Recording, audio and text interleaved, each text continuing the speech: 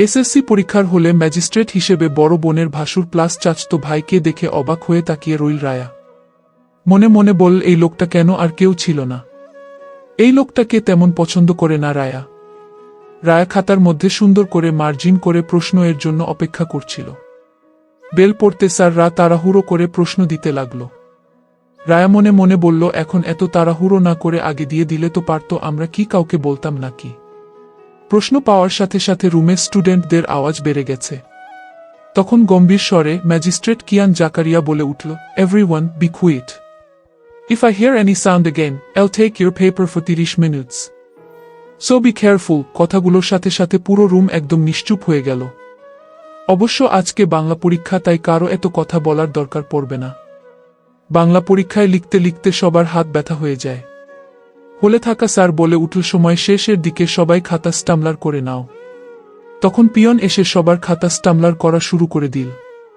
একটু পরে বেল পড়ে গেল। স্যাররা বলল, খাতা গুছানোর আগে কেউ ক্লাসরুম থেকে বের হবে না। স্যাররা সবার থেকে খাতা নিয়ে সব ঠিক আছে নাকি দেখল। এরপর বলল, যাও। সবাই একসাথে বের হওয়া শুরু করল। দরজা দিয়ে বের হওয়ার সময় মনে হলো এক প্রকার যুদ্ধ করলাম। সবাই বাইরে বের হয়ে বান্ধবীদের সাথে কথা বলল, কার পরীক্ষা কেমন হলো এসব নিয়ে। কথা বলতে বলতে মনে পড়ল বাবা অপেক্ষা করছে, তাই সবার থেকে বিদায় নিয়ে বাইরে গেইটের কাছে চলে এলো রায়া। এসে দেখে বাবা কার সাথে দাঁড়িয়ে কথা বলছে।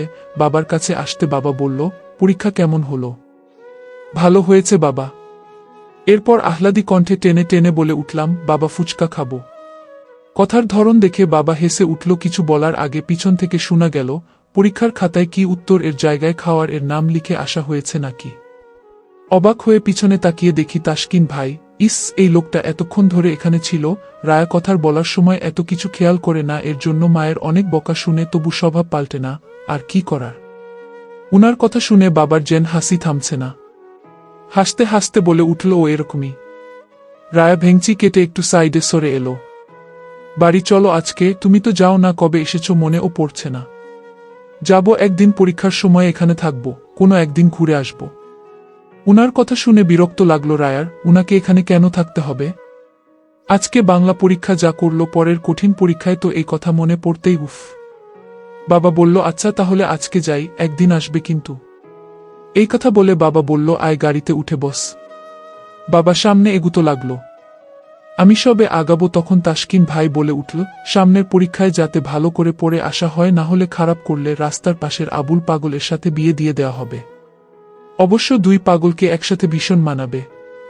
আমি উনার দিকে না তাকিয়ে গাড়ির দিকে হাঁটা ধরলাম। আজকে বাসায় যাই, আপুকে কল দিয়ে জিজ্ঞেস করব এই কথাটা এই লোকটাকে কেন বলল। আমাকে সামনে পেলে অপমান না করলে এই লোকের ভাত হজম হয় না। অসহ্য। বাসায় ফিরে এসেই রায়া এক গ্লাস পানি খেয়ে সোজা নিজের রুমে ঢুকে দরজা বন্ধ করে দিল। বিছানায় বসেই মোবাইলটা হাতে নিয়ে আপুকে ভিডিও কল দিল।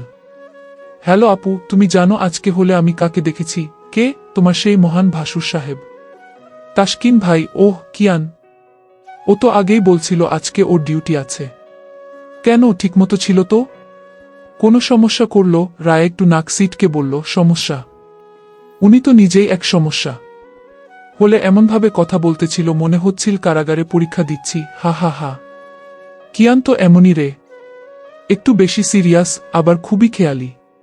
খেয়ালি না, একদম বিরক্তিকর। আজকে আবার বাবার সামনেই এমন কথা বলল, যেন আমি আধপাগল। তোর বা কি দরকার ছিল ওর সামনে এত কথা বলার? ভুলে যাবি না, তোর পরীক্ষার পর তোদের বিয়ে ডেট ঠিক করা হবে। হবু জামাই এর সামনে কেউ এমন অগোছালো কথা বলে? আপু, উনিই তো হবু কিছুই না, ইনশাআল্লাহ ভবিষ্যতে হবেও না। উনার কথা শুনলেই মেজাজ খারাপ হয়ে যায়। উনার জন্য ফুচকা ও খেতে পারলাম না। ধুর। আচ্ছা আচ্ছা, ওসব বাদ দে, পড়তে বস। পরশু ইংরেজি পরীক্ষা। ফুচকার কথা মাথা থেকে বের করে গ্রামার পর কল কেটে দিয়ে রায়া আয়নায় নিজের মুখটা দেখে একটু বিরক্ত হয়ে বলল, আমি নাকি পাগল? নিজে একটা পাগল আর আমি পাগল। রায়া নামাজ শেষ করে পড়তে বসে গেল। রায়া, খেতে আয়, খাবার ঠান্ডা হয়ে যাবে, তাড়াতাড়ি আয়।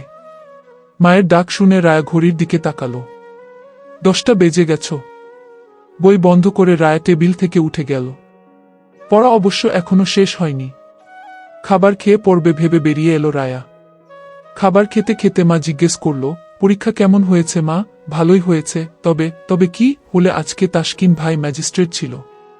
রায়ের মা হেসে বলল, ভালোই হয়েছে, চেনা মানুষ ছিল তো, কোনো সমস্যা হলে সামলে নিত। উনি নিজেই সমস্যা। কিছু বললি? কই না তো। কি বলবো? রায়ের বাবা পাশে বসে এতক্ষণ যাবৎ মা মেয়ের কথা শুনছিল। কিয়ানকে তোমার পছন্দ? রায়া হঠাৎ এই প্রশ্নে একটু অবাক হলো। না মানে? না, উনি অনেক মোডে থাকে। উনার ভাবটা সহ্য হয় না। মা হেসে বলল, ভাবটা না হয় সময়ের সাথে ঠিক হয়ে যাবে। তুই তো আর ছোট নাই, এখন একটু বুঝে চলা দরকার। রায়া রেগে গলা চড়িয়ে বলল, মানে কি মা? এখন আবার কেন শুরু করলে? আমি আর খাবো না, এই বলে রায়া প্লেট নামিয়ে উঠে গেল। রাতে ঘুম আসছিল না। চোখ বন্ধ করলেই কানে বাজে তাসকিন ভাইয়ের সেই কণ্ঠ। আচ্ছা, আমাদের কি সত্যি বিয়ে হবে? পরদিন সকালে ফজরের নামাজ শেষে রায়া ছাদে উঠে বই নিয়ে বসে পড়ছিল। হঠাৎ গেটের শব্দ। নিচে তাকিয়ে দেখে তাসকিন ভাই গেট দিয়ে ঢুকছে। হাতে কিছু নাস্তা। বাবার সাথে কথা বলতে বলতে ভেতরের দিকে এগিয়ে আসছে। রায়া দাঁতে দাঁত চেপে বলল, এই মানুষটা আবার কি করতে এসেছে? আমি তো শান্তিতে থাকতেও পারি না। তবে পরক্ষণের দৃশ্যটা তাকে আরও বিস্মিত করল। তাসকিন ভাই নিচ থেকে তাকিয়ে বলল, পড়তে বসে গেছো বুঝি? Very good. আমি নিচে আছি, তোমার সাথে জরুরি কথা আছে। তুমি একটু নিচে আসবে? রায়া মনে মনে বলল। আমি নামবো? জীবনে ও নামবো না। কিন্তু কি জরুরি কথা আছে? তাসকিন এর ফোনে একটা কল এলো। তাসকিন আশেপাশে তাকিয়ে কলটা রিসিভ করল। ওপাশ থেকে কিছু বলার আগেই তাসকিন বলল, মেয়ে রেডি আছে, সময় হলে পেয়ে যাবে। আর কল করবে না। আই থিংক পরের শব্দগুলো জানা আছে। তাসকিন আর এক সেকেন্ড ও দেরি না করে কল কেটে দিল। মোবাইল পকেটে ঢুকিয়ে তাসকিন পেছন ফিরে দেখতে পেল